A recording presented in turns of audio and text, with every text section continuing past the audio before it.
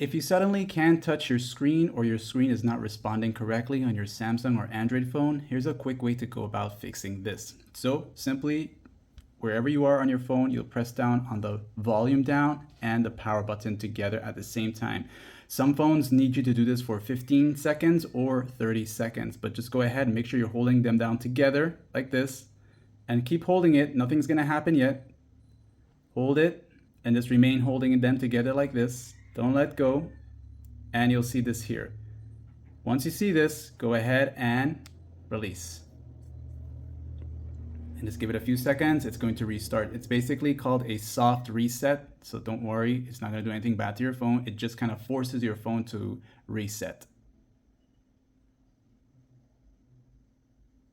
We'll just wait for that to restart. Now, once your phone resets, you should be able to have it wake up. All right.